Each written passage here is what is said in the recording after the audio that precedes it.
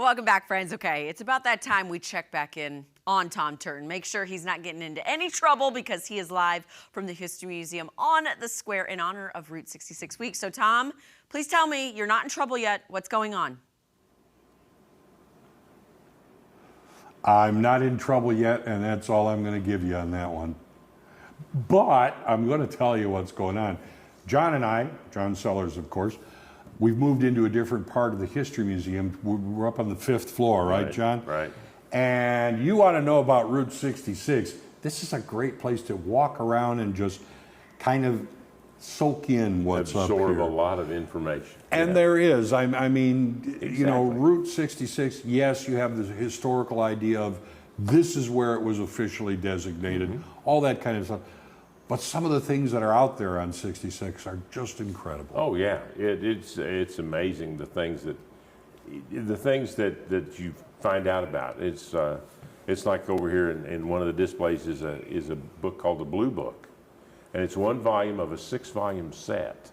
Okay. That you had to have to navigate across the country. They didn't have road maps because everything was done by, go to the Red Barn or go to the fork in the road or whatever.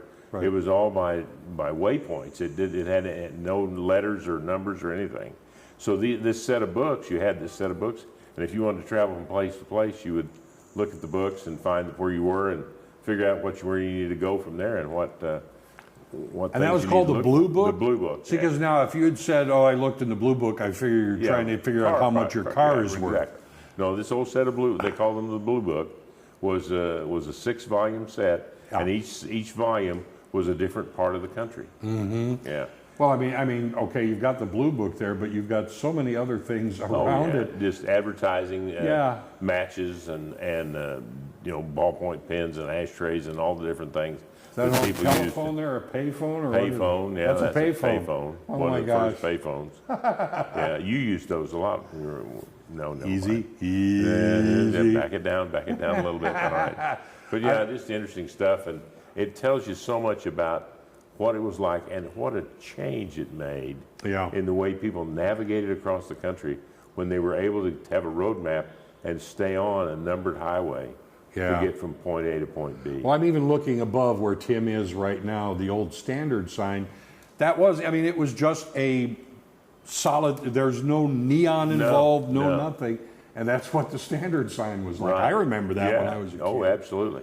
But of course, he was looking at the Graham's Barbecue sign, and you have the Sunset Drive. You have the bones of the Sunset Drive-In still around. Actually, the Sunset Drive-In is a miniature of the one that was out on the highway. But that Graham sign is actually the sign from Graham's. Oh, really? We had it restored, yes. Sweet. Yeah. The Graham family gave it to us, and we had it restored. So that's a neat piece of history. I know in back of Tim right now, there's some signs that you can still get a few of them around. I know I've seen them, but not, and they're just to Tim's right there. Yeah, and it's all about that's a Burma-shade. That's a fascinating wall. That wall is 66 feet long. Yeah. And on one side of it is a map of the entire Route 66 from Chicago to LA. And on the other side is a timeline that tells you the history of the highway from the time it was developed until it was decommissioned in the 1980s. Yeah. I think it's fascinating because we have all of this stuff that's going to be going on with the Route 66. The parade is Friday? Friday evening, yeah. Friday evening. So it's all well and good, but you can come here and also get a very centralized idea of what happened on Route 66. You can go down and see a video that was taken inside Red's Giant Hamburger. The original? The original, yeah. It's a music video. Really? Yeah, it's a music video, and it's just so much fun. Yeah. It was taken in the early 1980s, and shows Red and shows his wife Julia working in the restaurant. Okay, I'm going to ask you, and this is like asking you who your favorite kid is. But when you're around here in all of this Route 66, what really does it for you? You go, oh, that is just so cool. Can you actually answer that question? We've got one whole panel down there of Campbell 66 trucks. Oh yeah. that I Humping the Please. had as a little boy. So they're not my originals, but they speak to you. Yeah, they speak to me because I remember the first one I got when I was like 5 years old, and what it meant to me to have that Campbell 66 truck. Well, you know, I look at some of the things around here, and you know, even this right behind us, Right. that is still here. Yeah, absolutely. You know, that's the one on St. Louis, right? St. And Louis National? And National, right. Yeah. So some things that were so important to our economy and things like, they're still around.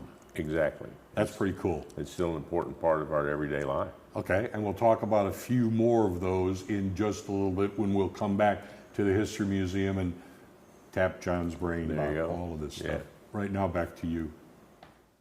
Thank you, Tom, and thank you, John. What a fun morning for you. We are actually going to continue our journey along Route 66 to talk about the upcoming Strawberry Festival at Ozark Farms in Rolla with Jeremy after this.